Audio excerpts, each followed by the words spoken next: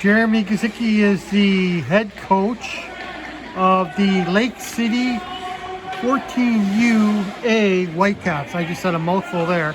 But the team is very strong this year, off to a great start. And I just wanted to learn a little bit more about the team and how things are going so far. I know, Jeremy, you just came off a big tournament. I believe your record right now is 17-3-1. You won your first 6 games of the season and had a 10-game winning streak before you headed to the Sioux up in Northern Ontario, which was probably your toughest weekend of the season so far. Yeah, absolutely. It was a great weekend. The showcase event, we went up there to play some tough teams, and playing a team like Thunder Bay is probably one of the top teams we'll see all year. Right. Fantastic group. Yeah. Fantastic and well coached. Amazing athletes. And then the Sioux Greyhounds, the Junior Greyhounds, is always a program we match up well with. We played them last year, went 1-1-1 with them, and had a great. It's always a great matchup. They got the best of us this past weekend, beating us 4-1. Right. We did end up playing North Bay North Bay from Ontario in the games on Saturday and then Sunday, and ended up getting 2 wins out of the weekend as well. So we went 2-2, and we went there with the intention to play some good competition, and that's what we found. It's great. Yeah, solid showing. You wouldn't expect a team from Sauk Prairie to be playing teams that far away, but that's Old Hat. I mean, you guys have been to a lot of tournaments. You regularly travel to Illinois, Minnesota, and you also attended a pretty big tournament in Pennsylvania, which you won. So the team is really putting a good season together, it seems. Yeah, I think that the goal of this program with this A team is to give literally the best experience we can think to provide for the Tier 2 team. Right. And sometimes that means going to play some teams from Illinois. Sometimes that means scheduling some trips to Minnesota to play some 15U teams. And then we were fortunate enough to join the National Girls Hockey League program this year. And we went out to Pittsburgh, Columbus Day, and got to play teams from 6 different states and had a great competition out there. We were fortunate enough to come back winning that showcase, and it was a great time. I think maybe about as far as we'd ever want to travel. And then we're looking to do another National Girls Hockey League tournament in Ann Arbor in November. So we usually have about maybe one big event a month, and then we'll do like a CCM Windy City tournament in Chicago in December, and that sort of thing, and schedule a couple more events. But this weekend is the Tier 2 state tournament that we're focused on. The girls are ready for. Right. So the Tier 2 state tournament is against I believe 5 other wheel teams. Yep. Now you have played a few wheel teams, I guess probably exhibition matches. Yep. But you've had some success with them. So you must have a pretty good feeling going into this weekend. Those wheel teams are all great. Yeah. They're made of great players from all around their region. Right. And our girls have played together a little bit, and we have maybe that something we can lean on. But we know that we're going to get the best from each of those teams every game this weekend, and hopefully our girls are prepared for it. Okay. I did want to go back just real quick because I'm not real familiar with the National Girls Hockey League. Yep. Is that an all-tournament schedule? Is that the way it works, or is there actual league games too? Sure. So the National Girls Hockey League is now in its 5th year of existence, and it's really centered around maybe a half dozen or so big tournaments in places like somewhere in Connecticut, Pittsburgh, Ann Arbor, St. Louis, Denver. So you participate in a couple of the tournaments as a member, and then you participate in the national tournament for them, or their league championship. Yeah. So after we participate in Ann Arbor tournament coming up here, then we'll end up going down to St. Louis to be a part of all the teams that are a part of the National Girls Hockey League. Will be playing down in St. Louis in February. I saw that, yeah. February 17th to 19th Yep. in St. Louis, which will actually be, you have regionals for state, and then nationals, and then state, and then maybe USA Hockey Nationals. So the spring is going to be extremely competitive for you? Yeah, the spring is hopefully going to be busy. Some of it has yet to be written. Right. After this weekend, we'll get a better idea about if our team advances and what that would be. But yeah, I hope the spring is busy. Yeah. So do you have to qualify for the St. Louis tournament, or have you already qualified?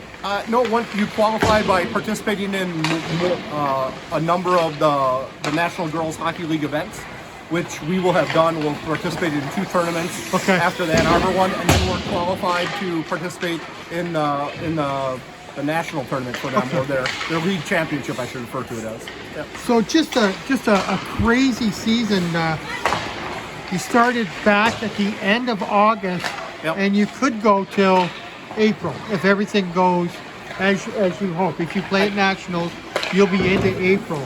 So I'm assuming that tryouts for this team must have been held back in the spring.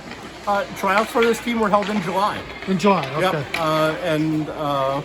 And then we started practice a little bit in an informal capacity in July, and then in August, in a formal capacity, we started practicing and playing games in the end of August. So, yeah, they've been together for a little bit already. Okay. Now you do have a number of Sauk Prairie girls on the team, but there's other organizations involved, and I would assume that the tryout process must have been somewhat complicated because you're not necessarily just looking for the 15 top scorers. You need defensive forwards and offensive defensemen and good goalies. So it must have been a kind of a tough process getting everything together. Yeah, I think that's a fair assessment. I think if we look at where our team was last year, our 14U, we called it an exhibition team last year. Okay. That team, I think maybe 5 or so girls ended up, they're now playing Tier 1, so about half the team turned over from last year. And so the evaluators had a tough job of looking at everybody who was involved in the evals and trying to pick what would be a good team. So, and I think they did a great job. Okay. Yeah. And obviously, this is not just girls looking to have some fun. This is girls that are taking this sport very seriously. Yeah. And it's just an incredible commitment. The length of the season, every week almost, and they pretty much have to give up every other sport to play hockey, but they seem to really enjoy it, and the commitment is there, it looks like. Yeah, I mean, on one hand, your hat goes off to the parents that create an opportunity for these girls that want to pursue hockey to this degree. And these girls, if you ask them, they'd all raise their hands. They have aspirations of hockey beyond high school. Right. And each of them, I hope those are fulfilled, but work ethic is what shows it. And on the other hand, though, these girls, a number of them are multi-sport athletes. They're playing soccer in the fall and the summer and the spring. We had, girls participating in cross country. I don't think we had anybody doing tennis. Maybe we did. But, they try and do other sports as well. Okay. And we try and balance that out. I mean, we're not on the ice every night of the week. Okay. So hopefully we can accommodate. I mean, I'm a fan of multi-sport athletes and seeing kids, pursue all activities. But this team does have a level of commitment to it. And that commitment comes with, we go to roughly, one large event a month. And then some pretty, I would say aggressive scheduling for other competitions as well.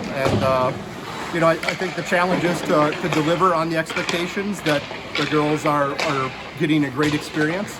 And so far we've been able to do that. So it's been a good journey. The other thing that is probably equally as important is the chemistry. And I'm just assuming that these girls really like spending time together. I mean, they're together almost as much as they are in school, it would seem. So they must really get along well. One of the things that you think would be a challenge would be the chemistry, especially with roughly half the team turning over from last year. Right, yeah. You bring in another group, but honestly, this is a group of great kids. There's no egos that need to be checked at the door or anything like that. They weren't even there. And hats off to all the parents that have raised some great kids, because these kids get along together. These girls enjoy spending time together. One of the things that makes my heart happy is to see these girls with, 1 or 2 girls on the team one moment, and then maybe later in the day they're hanging out with a couple other girls on the team.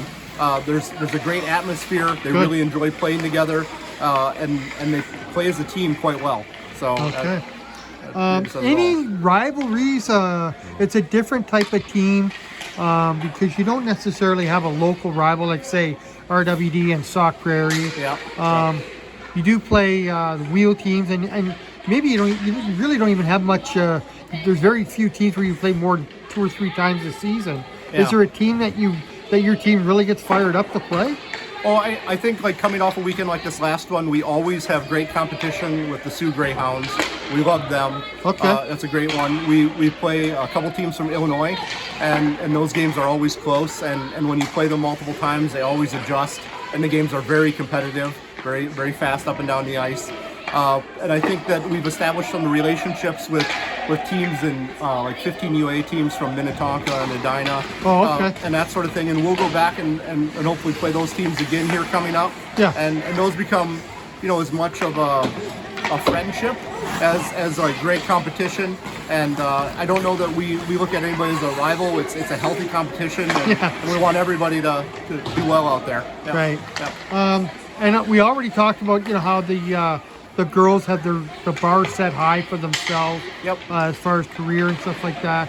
Just wondering, I don't know if they know her or not, but has Jordan O'Connor been kind of somebody that they've looked up to as a person who's kind of taken it to the next level? So specifically for the Sauk girls, they know Jordan. Okay. And Jordan was on the ice and helping these girls when they were younger. Some of the girls from Wanakee might not know Jordan, but she's a phenomenal athlete and having a great career. And the Sauk girls that she spent time with on the ice, they follow her and they love to watch her succeed.